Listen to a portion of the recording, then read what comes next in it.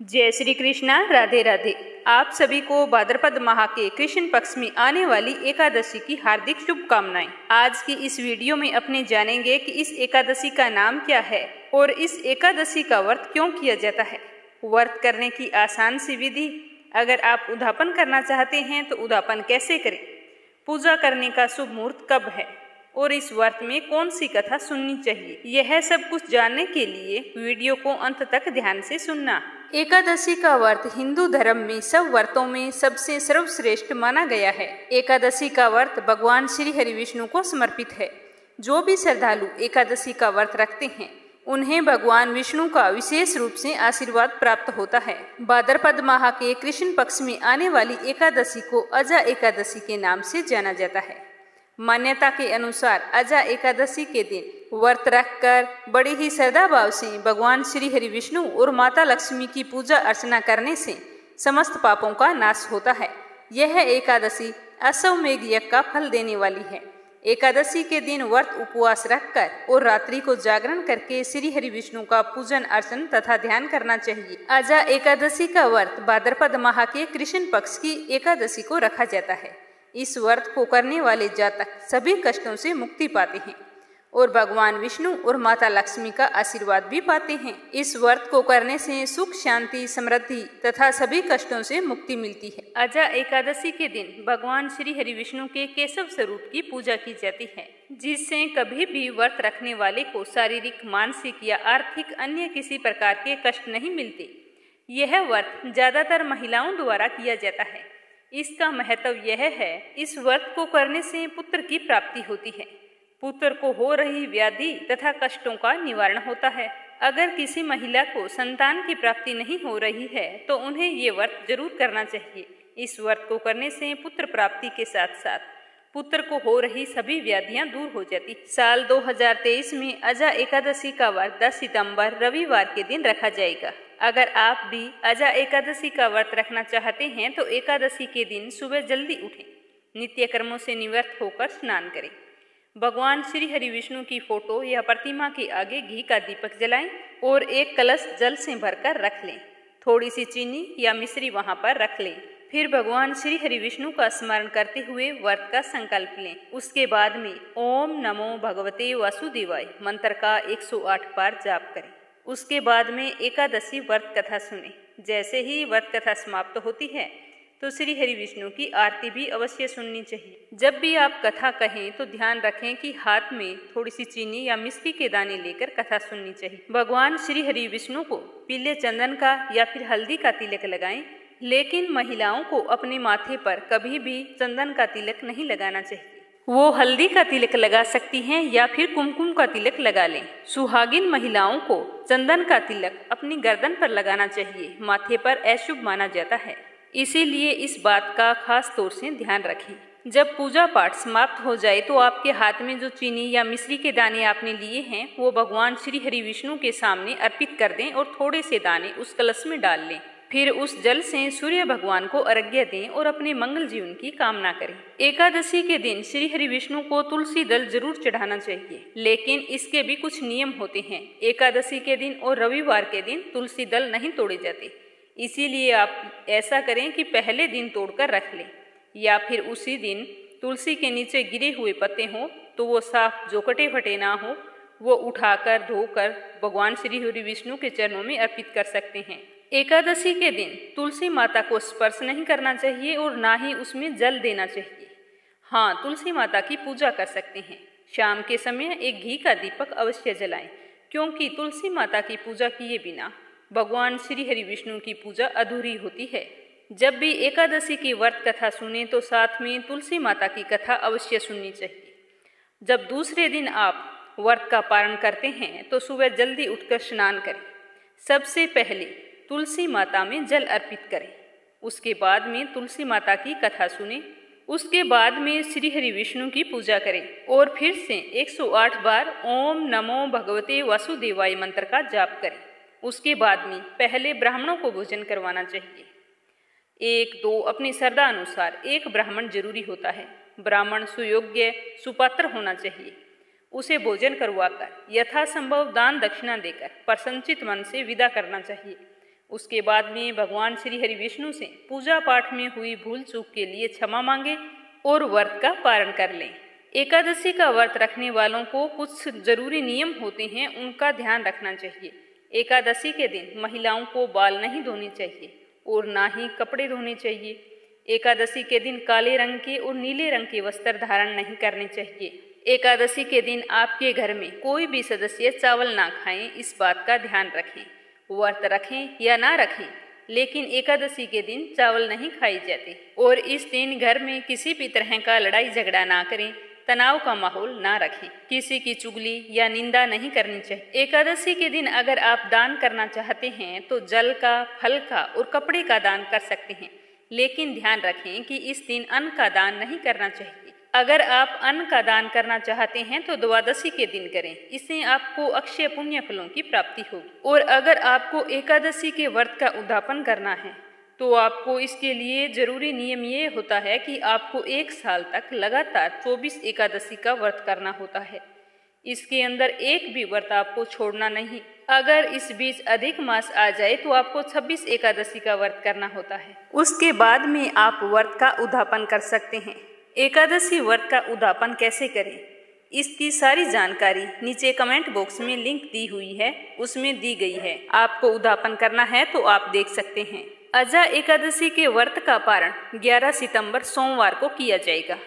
पारण करने का शुभ मुहूर्त होगा 5:55 से 8:23 तक, लेकिन आपको 7:30 से पहले ही व्रत का पारण कर लेना है, क्योंकि उसके बाद में राहु काल लग जाता है। राहु काल में कोई भी शुभ कार्य नहीं करना चाहिए, इसीलिए आप 7:30 से पहले शुभ मुहूर्त में अपने एकादशी व्रत का पारण कर लें। जो भी श्रद्धालु अजा एकादशी का व्रत रखते हैं, उन्हें एकादशी के दिन गायों को हरा चारा अवश्य खिलाना चाहिए। इस तरह नियम पूर्वक विधि विधान से एकादशी का व्रत करने से जातक को अभिष्ट फलों की प्राप्ति होती है, जिससे उसकी सारी मनोकामनाएं पूर्ण होती है। व्रत रखने वालों को एकादशी की संपूर्ण व्रत कथा अवश्य सुननी चाहिए, क्योंकि व्रत कोई भी हो, अगर हम व्रत कथा नहीं सुनते हैं तो हमारा व्रत पूरा नहीं होता और ना ही हमें उसका पुण्य फल मिलता है। तो आइए आप सभी के मंगल जीवन की कामना करते हुए शुरू करते हैं अजा एकादशी व्रत कथा।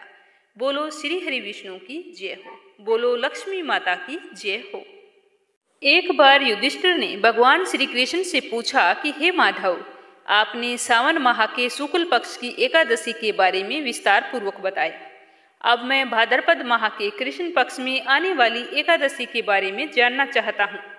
इस एकादशी का नाम क्या है, इस एकादशी का व्रत करने से क्या फल मिलता है और इसे करने की विधि क्या है, यह सब मुझे विस्तार पूर्वक बताओ, मैं सुनने का इच्छुक हूँ। तो भगवान श्री कृष्ण युधिष्ठिर के सभी सवालों को ध्यान पूर्वक सुनते हुए कहते हैं कि हे युधिष्ठिर, भाद्रपद माह के कृष्ण पक्ष में आने वाली एकादशी को अजा एकादशी के नाम से जाना जाता है। इस एकादशी का व्रत करने से सब प्रकार के समस्त पापों का नाश हो जाता है, संतान सुख की प्राप्ति होती है, संतान पर आए कष्टों का निवारण होता है। जो मनुष्य इस दिन भगवान श्री हरि विष्णु की पूजा करता है, उसे वैकुंठ की प्राप्ति होती है। अजा एकादशी का व्रत बहुत ही उत्तम और सर्वश्रेष्ठ है। तो अब मैं आपको अजा एकादशी व्रत की कथा सुनाता हूँ, ध्यान पूर्वक सुनना। प्राचीन काल में हरिश्चंद्र नाम का एक चक्रवर्ती राजा राज्य करता था। राजा हरिश्चंद्र अपनी सभ्यता पर अडिग थे। वो हमेशा सत्य बोलते थे, उन्हें सत्य के अलावा कुछ भी दिखाई नहीं देता था। उनके मुख से कभी भी असत्य शब्द नहीं निकला था। कहा जाता है कि जो भी मनुष्य अपने वचनों पर अडिग रहता है, उसे अपने जीवन में कठिन परिस्थितियों का सामना करना पड़ता है। तो इसी के चलते राजा हरिश्चंद्र को भी अपने जीवन में अनेकों कष्ट भोगने पड़े थे और अपने सत्य की हर पल परीक्षा देनी पड़ी। परीक्षा देते देते ऐसा समय आया कि राजा हरिश्चंद्र को राजपाट छोड़ना पड़ा, यहाँ तक कि उन्हें अपने पुत्र तथा पत्नी को भी बेचना पड़ा। ऐसे ही कई कष्ट राजा हरिश्चंद्र सहते रहे, परंतु अपनी सत्यता को उन्होंने कभी भी नहीं छोड़ा। सब कुछ गंवाने के बाद राजा हरिश्चंद्र ने चंडाल का कार्य शुरू कर दिया और शमशान भूमि पर आ रहे मुर्दों के वस्त्र धारण करने लगे। हरिश्चंद्र अपनी सत्यता की परीक्षा देते हुए चंडाल के वेश में मुर्दे जलाते थे। ऐसा कर्म करते करते राजा हरिश्चंद्र को कई वर्ष बीत। अपने अतीत के बारे में सोचकर राजा काफी उदास रहने लगे। और सोचने लगे कि सत्य की अगर इतनी कठिन परीक्षा देनी होती है तो शायद कोई सत्य नहीं बोलेगा। एक दिन राजा को गौतम ऋषि मिल गई। गौतम ऋषि एक श्रेष्ठ मुनि थे। उन्होंने राजा से दुख का कारण पूछा तो राजा ने अपने जीवन का संपूर्ण विवरण उन्हें सुना दिया। तो राजा की सारी व्यथा जानकर गौतम ऋषि ने कहा कि अगले महीने भाद्रपद माह की कृष्ण पक्ष में आने वाली अजा एकादशी का व्रत पूरे नियमानुसार श्रद्धा पूर्वक करना, जिससे तुम्हारे संपूर्ण कष्टों का निवारण होगा। गौतम ऋषि के कहे अनुसार राजा ने एकादशी का व्रत करना शुरू कर दिया। फिर भी राजा को एक परीक्षा और देनी पड़ी। राजा का इकलौता पुत्र मृत्यु को प्राप्त हो गया तो ग्रामीण वासियों ने हरिश्चंद्र के पुत्र को लावारिस समझते हुए शमशान घाट पर ले गए। वहां पर जाकर चंडाल से कहा कि इसका कोई नहीं है, आप इसका दाह संस्कार कर दीजिए। तब राजा हरिश्चंद्र ने कहा कि यहाँ पर आपको कुछ ना कुछ देना होगा, तब ही इसका दाह संस्कार हो सकता है, अन्यथा नहीं होगा। तो सारे लोग कहने लगे कि हमारे पास देने के लिए कुछ भी नहीं है, आप ऐसा करो, निःशुल्क ही इसका अंतिम संस्कार कर दो। तब राजा ने अंतिम संस्कार करने के लिए मना कर दिया। राजा हरिश्चंद्र का पुत्र रोहितास मृत अवस्था में शमशान घाट में ही पड़ा रहा। तो गांव वालों ने कहा कि हम तुम्हें कुछ ना कुछ जरूर देंगे, ये वादा करते हैं, आप इसका अंतिम संस्कार कर दीजिए। तब जाकर राजा हरिश्चंद्र ने रोहितास की चिता सजाई और मन ही मन अपने मृत पुत्र को देखकर बहुत ही दुखी हो रहे थे और भगवान को याद करते हुए कह रहे थे कि हे भगवान, इतनी ही कमी रह गई थी, अगर सत्य की इतनी कठिन परीक्षा देनी पड़ती है तो इस धरती पर सत्य कौन बोलेगा। मेरा मान सम्मान, धन, वैभव, सुख, सुविधा सब कुछ नष्ट हो गया था, फिर भी मैं अपने सत्य पर अडिग रहा। पर आज ये क्या भगवान, मेरी इकलौती संतान आज मेरी आंखों के सामने, मैं उसकी चिता सजा रहा हूँ और उसी के लिए मुझे पैसे मांगने पड़ रहे हैं, तो मुझसे दुखी और कौन होगा। इस तरह सोचते हुए और अपने आंसुओं को छुपाते हुए राजा अपने बेटे की चिता सजा रहे थे, लेकिन होने को तो कुछ और ही मंजूर था। राजा हरिश्चंद्र द्वारा किए गए एकादशी के व्रतों के प्रताप से अब राजा की परीक्षा समाप्त होने वाली थी। जैसे ही राजा ने रोहितास की चिता को अग्नि दी, तभी जोरों से बारिश होने लगी और चिता बुझ गई। साक्षात भगवान विष्णु वहां पर प्रकट हुए और राजा हरिश्चंद्र को उसकी सत्यता पर बधाई देते हुए कहा, मैं तुमसे बहुत ही खुश हूँ। मैं तुम्हें वरदान देता हूँ कि तुम अपने खोए हुए मान सम्मान और संतान को वापस पाओगे, अपने जीवन के समस्त सुखों का भोग करोगे। भगवान श्री हरि विष्णु के इतना कहते ही राजा का पुत्र जीवित हो उठता है और उसी समय उनकी पत्नी, जो किसी समय बेची जा चुकी थी, वह भी रानी के रूप में वहां पर प्रकट हो जाती है।